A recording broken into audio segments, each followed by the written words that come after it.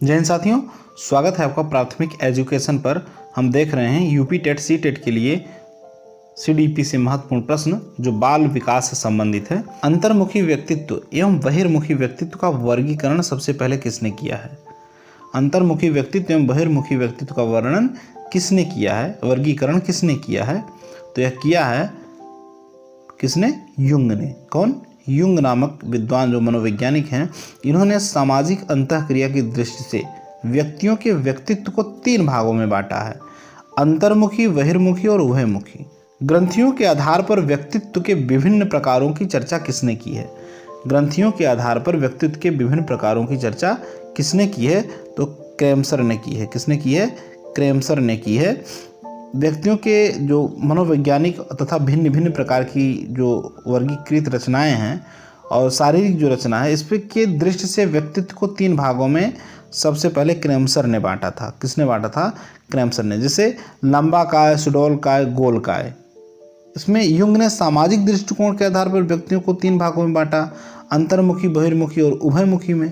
जबकि क्रेमसर ने व्यक्तित्व भिन्न प्रकारों में, यानी ग्रंथियों के आधार पर जो बांटा है, यहाँ ग्रंथियों की बात हो रही है, तो लंबा काय होगा, सुडौल काय होगा और गोल काय होगा। क्रेमसर ने व्यक्तित्व को निम्न में से किस प्रमुख प्रकार में वर्गीकृत किया है? क्रेमसर ने व्यक्तित्व को निम्न में से किस प्रमुख प्रकार में वर्गीकृत किया है? तो कृषक काय माने दुर्बल, सुडौल यानी गोल काय, ये गोल काय होना चाहिए, गोल काय में यह सभी, तो प्रयुक्त तो सभी। अभी बताया गया कि लंबा काय, सुडौल काय, गोल काय तीनों में ग्रंथ के आधार पर बांटा हुआ। क्लाउड पिक्चर टेस्ट निम्न में से किसके मापन में प्रयुक्त होता है? तो क्लाउड पिक्चर टेस्ट जो है प्रयुक्त होता है व्यक्तित्व, किसमें? व्यक्तित्व के प्रेक्षी मापन में या परीक्षण में। निम्न में से कौन सा शेष भिन्न है? निम्न में से कौन सा शेष भिन्न है? तो जो भिन्न है वह है रैवेन का परीक्षण। क्या है?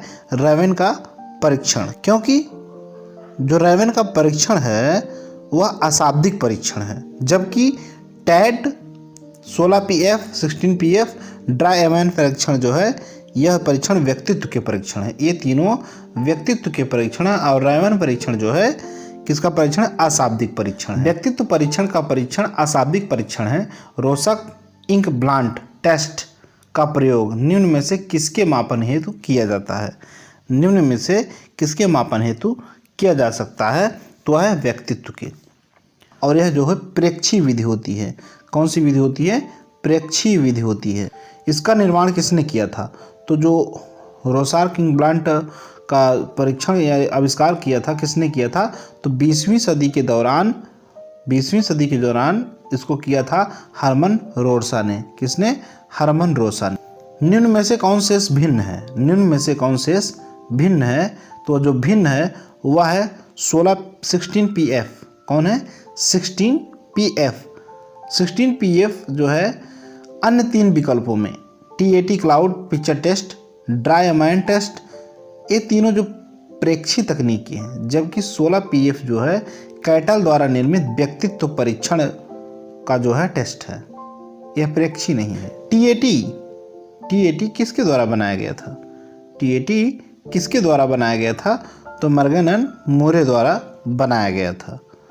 1935 ईस्वी में अंतर्बोध परीक्षण के निर्माण हेतु 1935 में अंतर्बोध परीक्षण के निर्माण हेतु मॉर्गन एंड मूरे ने इसको जो है व्यक्तित्व मापन की विधि के रूप में TAT तैयार किया था।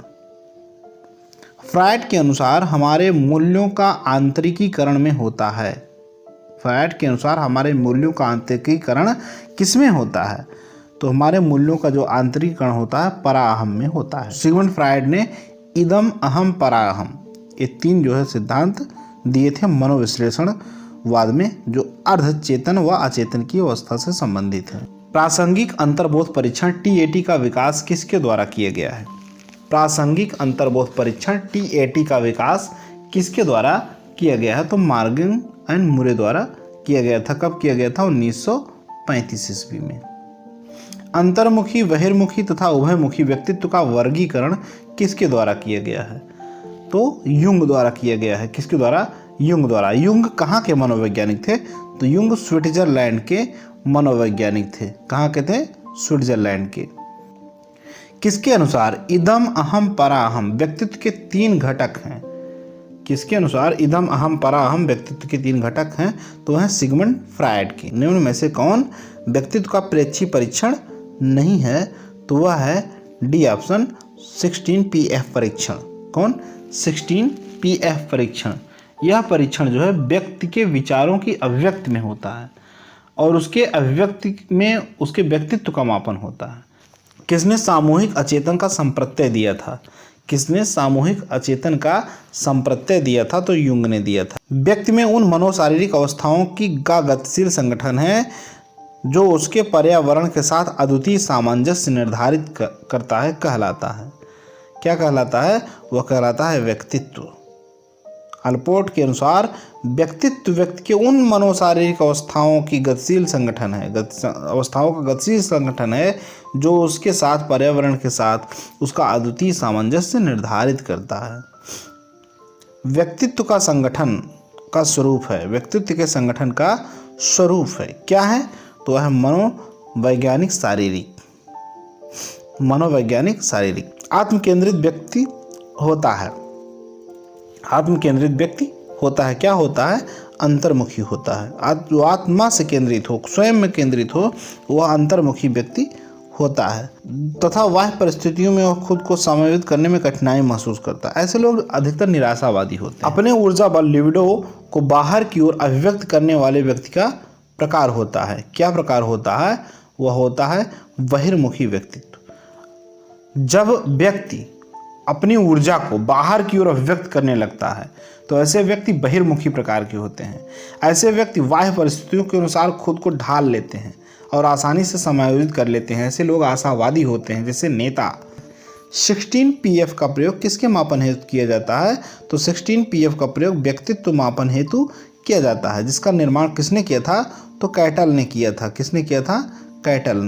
थर्नडाइक के व्यक्तित्व के वर्गीकरण का आधार है। थर्नडाइक के व्यक्तित्व के वर्गीकरण का क्या आधार है? तो वह है चिंतन और कल्पना। क्या है? चिंतन और कल्पना। सृजनात्मकता की पहचान होती है। सृजनात्मकता की क्या पहचान होती है? तो सृजनात्मकता की पहचान होती है नवीन परिणाम से, क्योंकि सृजनात्मकता शब्द सृजन शब्द से बना है, जिसका अर्थ होता है नई वस्तुओं को, नई एवं सिद्धांतों को, नए सिद्धांतों को खोज करना। इस प्रकार जो नवीन परिणामों से ही सृजनात्मकता की पहचान होती है। जब कोई नई खोज करता है तो उसकी सृजनात्मकता बढ़ती है, सृजनात्मकता की पहचान होती है। किसका अभिप्राय अपने व्यवहार को नियंत्रित करने से है? किसका अभिप्राय अपने व्यवहार को नियंत्रित करने से? तो आत्मनियंत्रण। जब आप स्वयं में अपना नियंत्रण करेंगे तो आत्मनियंत्रण होगा। निम्नलिखित में से क्या बच्चों के सृजनात्मकता के विकास में सहायक नहीं है? निम्नलिखित में से क्या बच्चों के सृजनात्मकता के विकास में सहायक नहीं है? क्या सहायक नहीं है? तो उसमें जो सहायक नहीं है वह है डी, निर्माण संबंधी क्रियाएं। क्योंकि खेल, भाषण और कहानी लेखन बच्चों में सृजनात्मकता का विकास होता है, जबकि अगर निर्माण का कार्य उन्हें देंगे तो सृजन नहीं कर सकते हैं। अंतर्वैयक्तिक बुद्धि को प्रदर्शित करने वाला व्यवहार है। अंतर्वैयक्तिक बुद्धि को प्रदर्शित करने वाला व्यवहार क्या है? तो है मिलते जुलते संवेगों तथा उदासी एवं पछतावा में भेद कर पाना। यह प्रदर्शित करने वाला व्यवहार है अंतर्वैयक्तिक बुद्धि का। सृजनशीलता के पोषण हेतु एक अध्यापक को अपने विद्यार्थियों को रखना चाहिए। एक अध्यापक को अपने विद्यार्थियों को रखना चाहिए। क्या रखना चाहिए? तो लक्ष्य केंद्रित। सृजनशील होने के लिए क्या रखना चाहिए? लक्ष्य केंद्रित। यह विचार प्रक्रिया जिसमें नूतन, वास्तविक तथा उपयोगी अवधारणाओं की प्रस्तुतिकरण निहित हो जाती है, कही जाती है। क्या कही जाती है? वास्तविक, उपयोगी अवधारणाओं को प्रस्तुतिकरण निहित हो, वह क्या कही जाती है? रचनात्मकता। क्या कही जाती है? रचनात्मकता। किसी विचार या विचारधारा की उत्पत्ति से जो जुड़ी चिंतन की प्रक्रिया है, उसमें नवीन तथा मौलिक लाभदायक जो होती है, वह रचनात्मकता कहलाती है। बुद्धि का कौन सा सिद्धांत जो सामान्य बुद्धि जी और विशिष्ट बुद्धि यस की उपस्थिति का प्रदर्शन करता है, तो कौन सा है? स्पीयरमैन का द्विखंड का सिद्धांत। कौन? स्पीयरमैन का द्विखंड का सिद्धांत। जनरल फैक्टर और स्पेसिफिक फैक्टर। निम्नलिखित में से कौन सा मूर्तवाचक अवधारणा का उदाहरण नहीं है? निम्न में से कौन सा मूर्तवाचक अवधारणा का उदाहरण नहीं है तो वह है योग्यता। क्या है? योग्यता। योग्यता जो है मूर्तवाचक यानी यांत्रिक अवधारणा का उदाहरण ना होकर के अमूर्तवाचक अवधारणा का उदाहरण है। शेष जो दिखाई दे रहे हैं, कुर्सी, बल, गति, ये सब प्रत्यक्ष रूप में दिखाई देते हैं तो मूर्त विचारधारा का प्रतिनिधित्व करते हैं। सृजनात्मकता की विशेषता है। सृजनात्मकता की विशेषता है। सृजनात्मकता की क्या विशेषता है? तो सृजनात्मकता की जो विशेषता है वह है सभी, क्योंकि वह मौलिक होती है, प्रवाहशील होती है, लचीलापन उसमें होता है। तो सभी। स्वयं की भावनाओं तथा संवेगों को नियंत्रित करने से संबंधित बुद्धि को क्या कहा जाता है?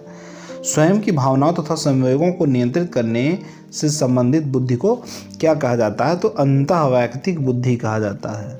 आरवी कैटल की तरल बुद्धि तुल्य है। आरवी कैटल की तरल बुद्धि तुल्य है किसके? वंशानुगत कारकों के। किसने बहुबुद्धि सिद्धांत प्रतिपादित किया?